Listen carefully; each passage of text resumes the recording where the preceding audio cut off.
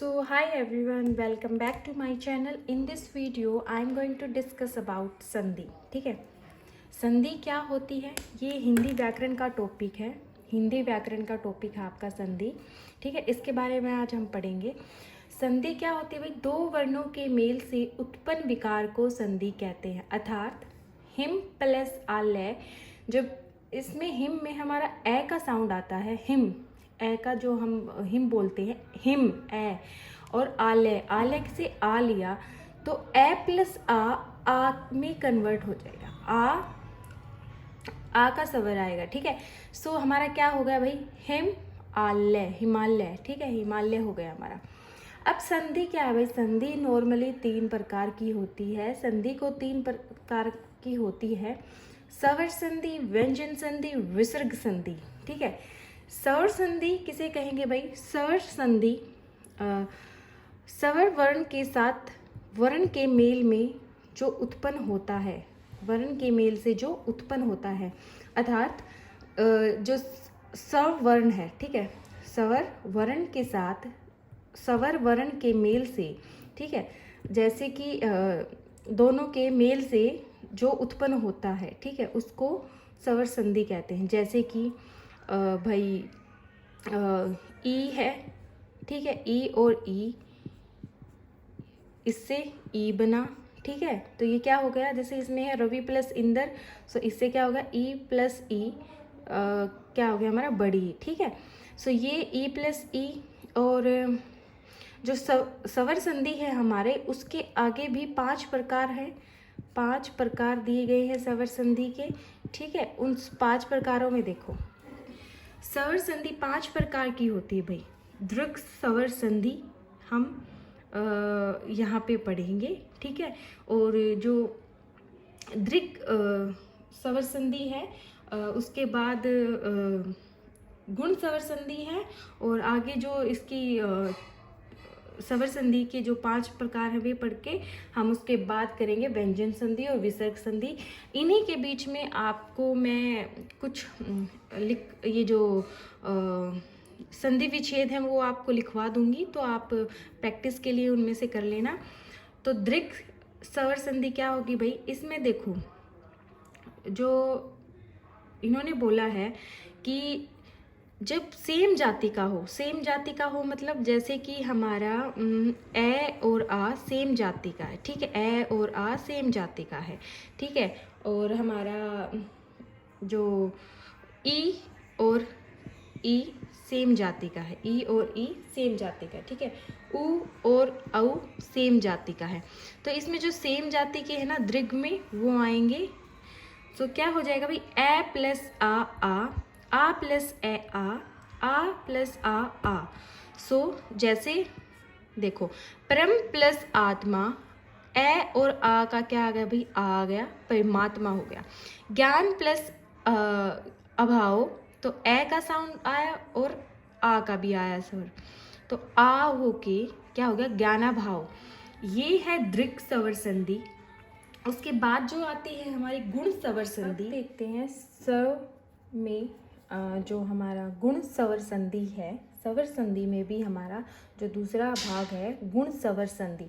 यदि ए या आ, यदि ए या आ के बाद ई, छोटी बड़ी ई आए, तो हमारा क्या हो जाएगा भाई, वो ए एनक ए डी हो जाएगा, ए आई बोल सकते हैं। ठीक है, उ और उ, छोटा उ बड़ा उ आए तो ओ हो जाएगा। ठीक है, और री आए तो रे हो जाएगा। इसका मतलब क्या है भाई, हमारा नॉर्मल सा इसका मतलब हमारा ये है कि अगर ए आ प्लस ई, छोटी बड़ी ई के आई है हमारी, जो हमारे शब्द हैं, तो उसमें हमारा ए बन जाएगा, आई बन जाएगा। आई मीन्स कि हमारी जो आई की मात्रा होती है, ये वाली, जैसे आई है हमारी ए एनक, तो उसमें क्या लगा लेते हैं हम, एक मात्रा आ जाती है हमारी ये वाली, तो ये हमारा हो जाएगा अगर हमारा ए आ और छोटी बड़ी आता है। तो जैसे देखो, देव प्लस इंदर, अब आप इसमें देखो, देव प्लस इंदर में क्या आ गया भाई, देव में ए आ गया, ठीक है, इंदर में ई आ गया। और इसका जो गुण सवर संधि है ना, उसको आपको पहचान कैसे होगी, गुण सवर संधि में सेम जाति के नहीं आते, इसमें अलग अलग आएंगे। ए आ सब में सेम है, लेकिन जो हमारी दूसरी साइड है, दूसरी तरह है, वो थोड़ी सी अलग दिखाई देगी आपको, किससे, दृक सवर से। तो आपको गुण सवर में ये ध्यान रखना है, ए आ, ठीक है, ए आ कॉमन रहेगा, लेकिन जो हमारे ई है, बड़ी ई, ऊ, बड़ा ऊ और री आ जाए, तो हमारा कैसे जो संधि है गुण, वो कैसे हम पहचानेंगे। सो देखो, देव प्लस इंदर आ गया। अब भाई देव में ए आता है और ये इंदर का ई लिया, तो हमारा बन गया ए, आई, ओके। आई बन गया तो क्या हो गया हमारा, आई बन गया तो क्या हो गया हमारा, एक देवेंद्र में एक मात्रा आ गई, ठीक है, देवेंद्र में एक मात्रा आ गई, ठीक है।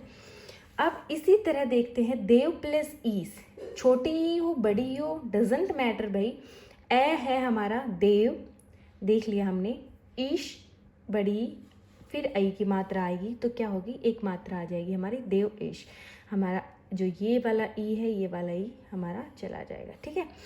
अब ऐसे ही देखो, गण प्लस ईस, वही ए है और बड़ी ई है, गणेश हो गया।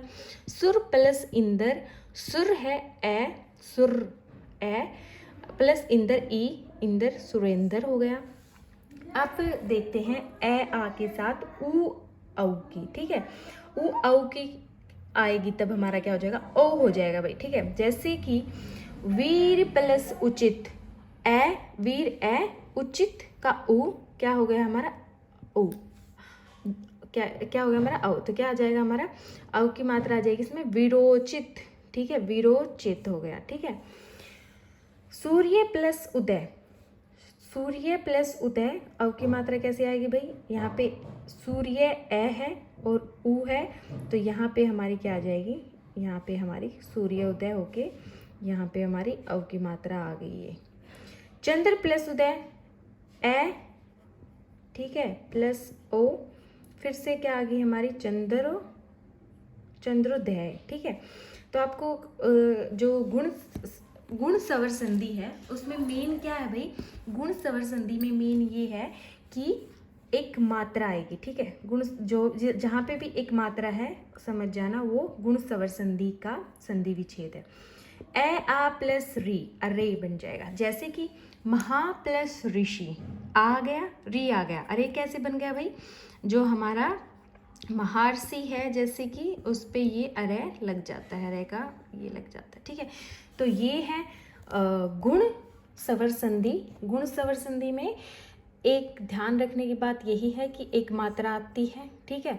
और क्वेश्चन कैसे आएगा, क्वेश्चन जैसे आपको दे दिया गणेश, ठीक है, गणेश दे दिया, तो आपको पता करना है कि इसमें कौन सी संधि है, तो इसमें हमारी कौन सी भाई, गुण सवर संधि है, या ऑप्शन में होंगे सवर संधि, विसर्ग संधि और व्यंजन संधि। तो आपको पता है जहाँ भी एक मात्रा है, ठीक है, तो वहाँ क्या हो जाएगा हमारा गुण सवर संधि।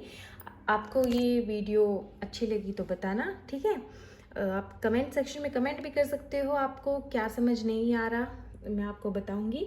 और यण सवर संधि और अयात सवर संधि हम नेक्स्ट वीडियो में करेंगे हमारी, और उसी के साथ साथ हम कुछ एग्जाम्पल भी लेंगे, चारों जो हमने ये आज 5 संधि की हैं, सवर संधि की 5 संधि की हैं, उनके एग्जाम्पल लेंगे।